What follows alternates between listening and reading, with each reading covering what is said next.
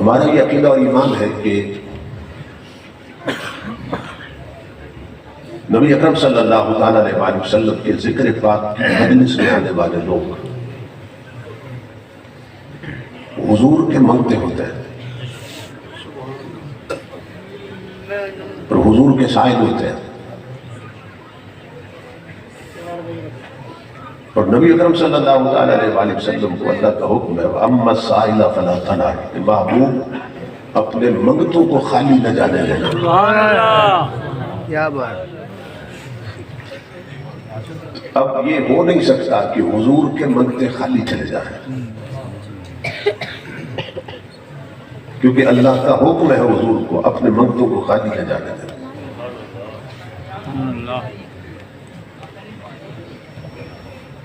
تو جو لوگ یہاں آتے ہیں وہ خالی نہیں جاتے ہیں، لیکن دیکھنا یہ ہے کہ جو کچھ لے کے جاتے ہیں پھر اسے بچا کے بھی رکھتے ہیں یا ضائع کر دیتے ہیں۔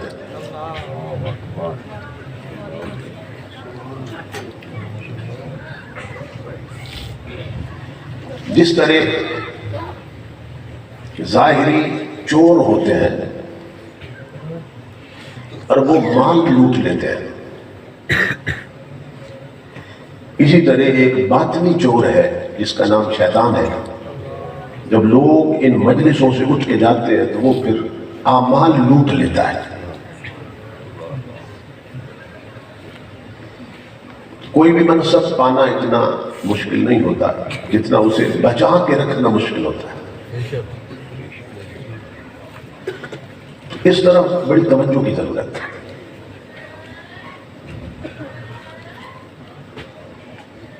ان محفلوں میں آیا نہیں جاتا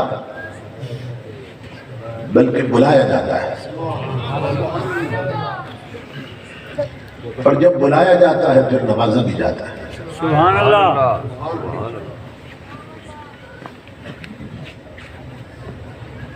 تو نبی اکرم صلی اللہ تعالیٰ علیہ وسلم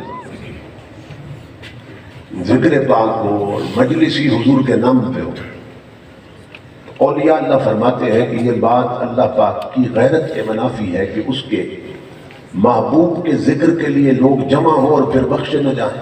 اللہ، یہ ہو نہیں سکتا، بخشش ہو جاتی۔ لیکن ہم میں سے اکثر لوگ جب یہ سنتے ہیں کہ بخشش ہو گئی تو وہ مطمئن ہو جاتے ہیں۔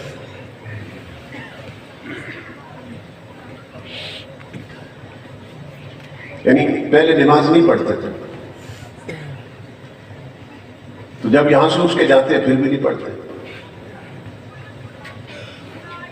پہلے تلاوت نہیں کرتے تھے، یہاں سے اٹھ کے جاتے ہیں پھر بھی نہیں کرتے۔ پہلے سچ نہیں بولتے تھے، یہاں سے اٹھ کے جاتے ہیں تو پھر آپ دوسری عادت میں رہتے تھے۔ پہلے گانے سنتے تھے، فلمیں دیکھتے تھے، ڈرامے دیکھتے تھے، تو یہاں سے اٹھ کے جاتے ہیں تو کچھ کرتے رہتے، اور مطمئن ہے کہ مجلس میں گئے تھے، مولانا صاحب نے فرما دیا کہ بخشش ہو۔ اس غلط فہمی کو ذہن سے نکالنا۔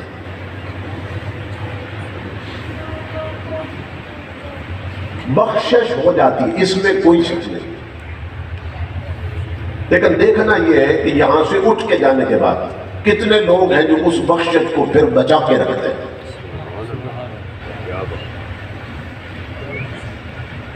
اگر یہاں سے اٹھ کے جانے کے بعد آپ نے فجر پڑھ لی تو بخشش بچا لیا، اور چھوڑ دی تو پھر آپ نے بخشش ختم کروا دی۔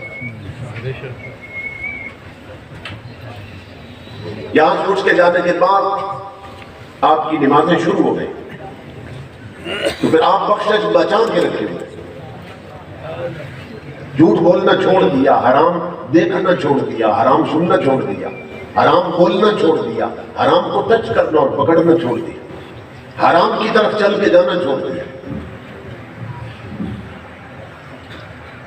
اور نمازوں کی فکر لگی رہی۔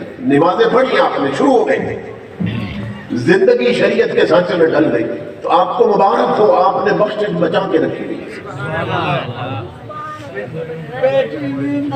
لیکن اگر یہاں سے اٹھ کے گئے اور فجر کی پرواہی نہیں ہوئی، فجر قضا ہو گئی، یہاں سے اٹھ کے گئے گھر پہ، پھر ٹی وی پہ بیٹھ گئے، نیٹ پہ بیٹھ گئے، ٹچ موبائل پہ بیٹھ گئے، پھر آنکھوں کی بدکاری میں مبتلا ہو گئے، پھر گانے سن لیے، کانوں کے گناہ میں مبتلا ہو گئے، پھر کل کہیں کسی اڈے پر تاش کی بازی کے لیے نماز چھوڑ دی، گھر میں وہ بیٹیوں نے ڈرامے کی قسط دیکھنے کے لیے سجدے چھوڑ دیے۔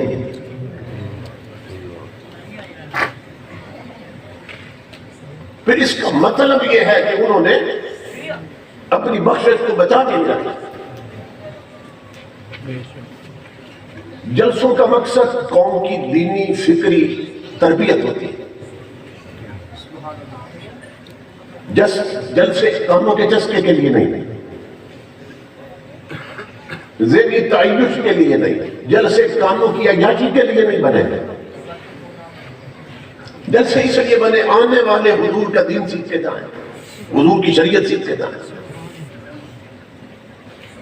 اس لیے کہ مرنا سب نے، امیر نے بھی غریب نے بھی، سب نے مرنا۔ اپنی زندگی کو بدلو گے تو کوئی بدلہ ملے گا، اور زندگی اگر اسی طرح شریعت کی طرف پشت کر کے گزرتی رہی تو نبی اکرم صلی اللہ تعالی علیہ وآلہ وسلم فرماتے ہیں القرآن شافی و مشفع، قرآن ایسا شفیع ہے کہ جس کے حق میں قرآن بول اٹھے گا نا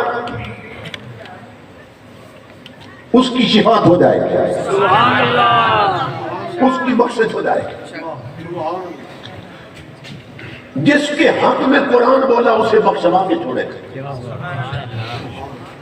اور جس کے خلاف قرآن بولا اسے جہنم میں بھجوا کے چھوڑے گا۔